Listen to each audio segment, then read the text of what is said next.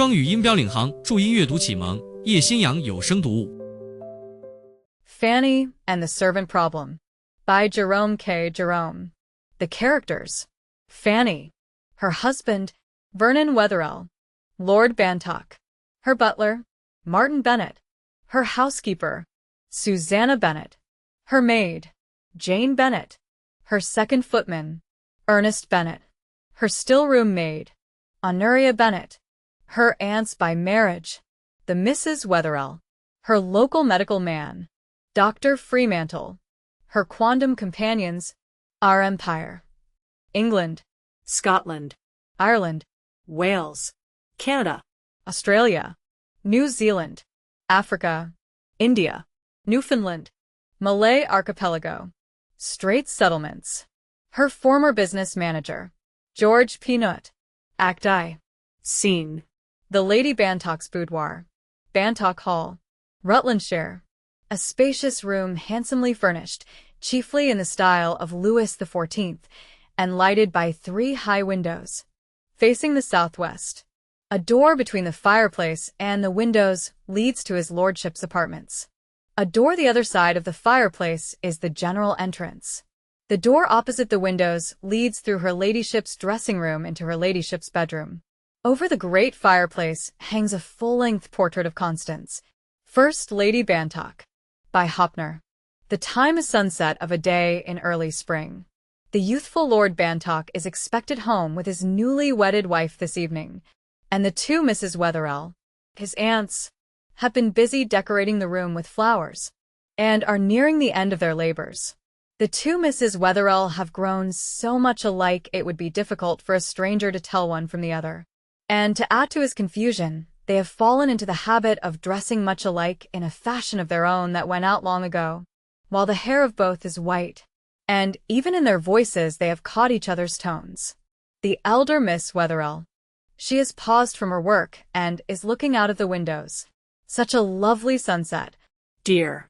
The younger Miss Wetherell. She leaves her work and joins her sister. The 2 stand holding each other's hands, looking out. Beautiful. A silence. The sun is streaming full into the room. You don't think, dear, that this room, she looks round it, may possibly be a little too sunny to quite suit her? The elder Miss Wetherell. Not at first understanding. How, dear? Too sun. She grasps the meaning. You mean you think that perhaps she does that sort of thing? The younger Miss Wetherell. Well, dear, one is always given to understand that they do. Women ladies of her profession. The elder Miss Wetherell. It seems to me so wicked. Painting God's work. The younger Miss Wetherell. We mustn't judge hardly. Dear. Besides, dear, we don't know yet that she does. The elder Miss Wetherell. Perhaps she's young, and hasn't commenced it. I fancy it's only the older ones that do it. The younger Miss Wetherell. He didn't mention her age.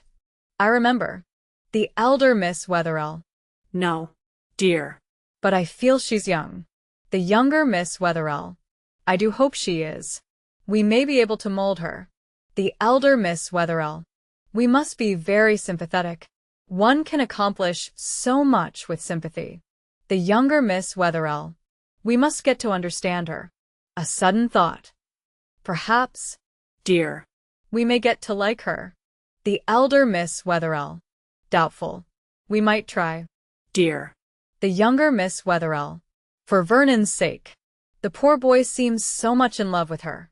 We must. Bennet has entered. He is the butler. Bennet. Dr. Fremantle. I have shown him into the library. The younger Miss Wetherell. Thank you. Bennet. Will you please tell him that we shall be down in a few minutes?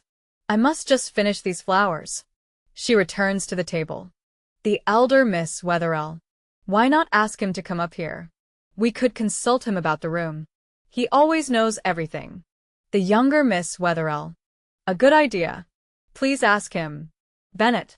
If he would mind coming up to us here. Bennet, who has been piling up fresh logs upon the fire, turns to go. Oh.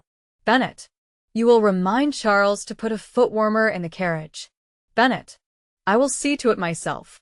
He goes out. The younger Miss Wetherell. Thank you, Bennet. To her sister. One's feet are always so cold after a railway journey. The elder Miss Wetherell. I've been told that, nowadays, they heat the carriages. The younger Miss Wetherell. Ah. It is an age of luxury. I wish I knew which were her favorite flowers.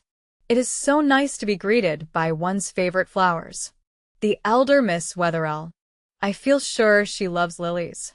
The younger Miss Wetherell. And they're so appropriate to a bride. So, Announced by Bennet. Dr. Fremantle bustles in. He is a dapper little man, clean-shaven, with quick, brisk ways. Dr. Fremantle. He shakes hands. Well, and how are we this afternoon?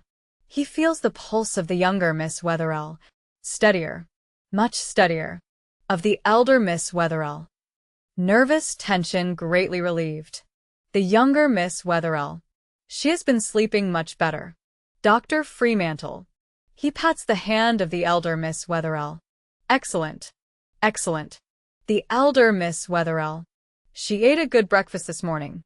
Dr. Fremantle. He pats the hand of the younger Miss Wetherell. Couldn't have a better sign. He smiles from one to the other. Brain disturbance. Caused by futile opposition to the inevitable. Evidently abating. 1 page Marcus Aurelius every morning before breakfast. Adapt thyself, says Marcus Aurelius, to the things with which thy lot has been cast. Whatever happens. The younger Miss Wetherell. you see, Doctor. it was all so sudden. Dr. Fremantle. The unexpected. It has a way of taking us by surprise, bowling us over completely. Till we pull ourselves together. Make the best of what can't be helped like brave, sweet gentlewomen. He presses their hands. They are both wiping away a tear. When do you expect them? The elder Miss Wetherell. Tonight. By the 8:30 train. We had a telegram this morning from Dover. Dr. Fremantle. And this is to be her room? He takes it in. The noble and renowned Constance, friend and confidant of the elder Pitt, maker of history.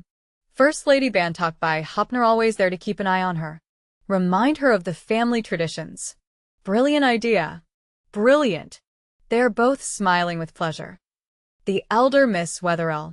And you don't think it is what we wanted to ask you, that there is any fear of her finding it a little trying? The light? You see, This is an exceptionally sunny room. The younger Miss Wetherell. And these actresses, if all one hears is true. The dying sun is throwing his last beams across the room. Dr. Fremantle.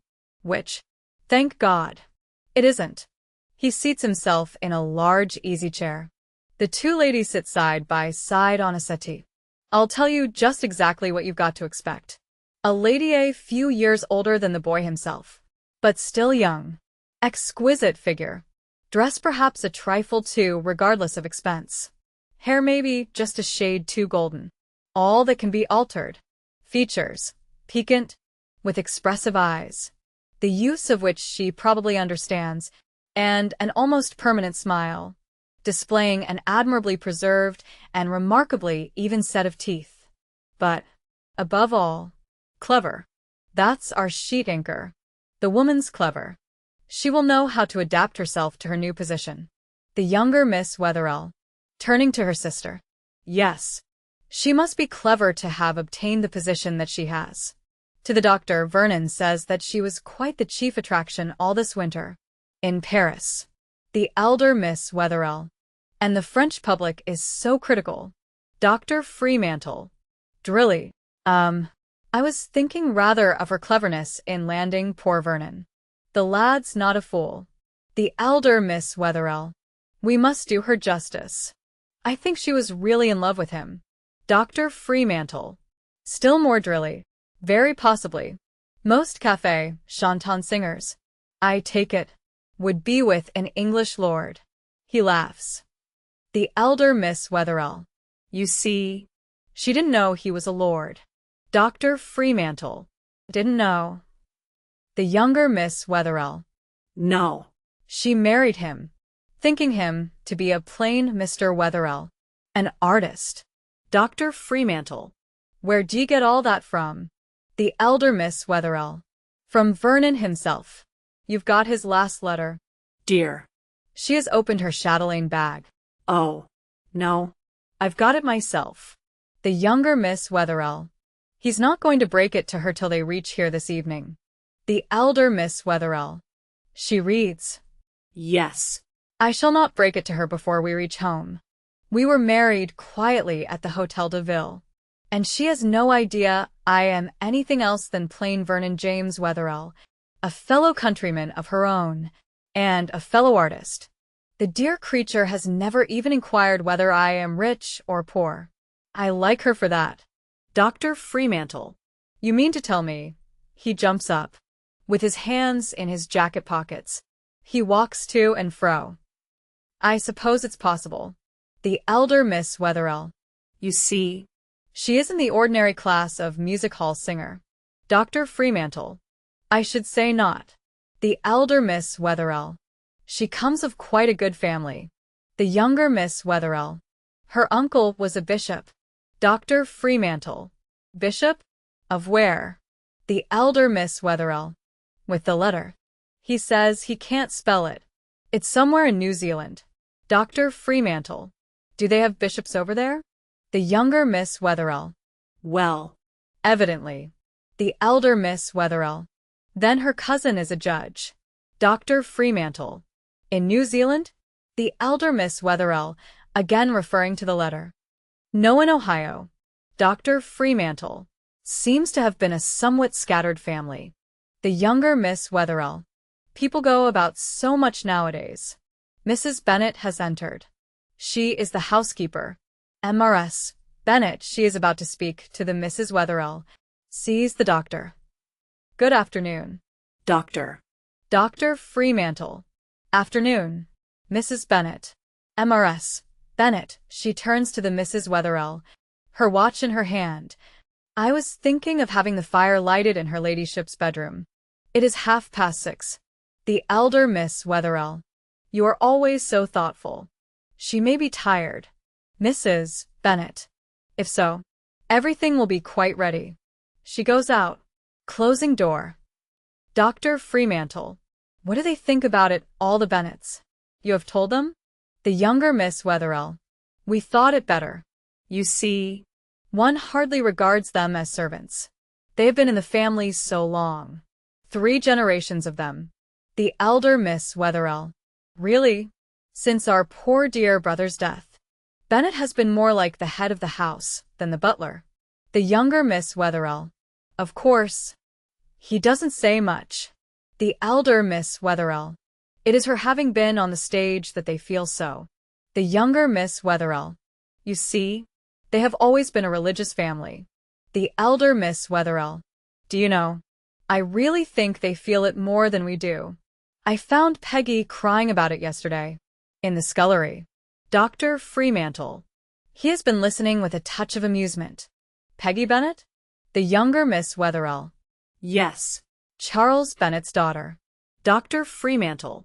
Happened to have a servant about the place who isn't a Bennet? The younger Miss Wetherell. No. I don't really think we have. Oh. Yes, that new girl Mrs. Bennet engaged last week for the dairy. What is her name? The elder Miss Wetherell. Arnold. The younger Miss Wetherell. Ah. Yes. Arnold. Dr. Fremantle. Ah. The elder Miss Wetherell. I think she's a cousin. Dear. The younger Miss Wetherell. Only a second cousin. Dr. Fremantle. Well, I should tell the whole family to buck up. Seems to me, from what you tell me, that their master is bringing them home a treasure. He shakes hands briskly with the ladies. May look in again tomorrow. Don't forget 1 page Marcus Aurelius before breakfast in case of need. He goes out. The sun has sunk. The light is twilight. The elder Miss Wetherell. He always cheers one up. The younger Miss Wetherell. He's so alive. Mrs. Bennet comes in from the dressing room.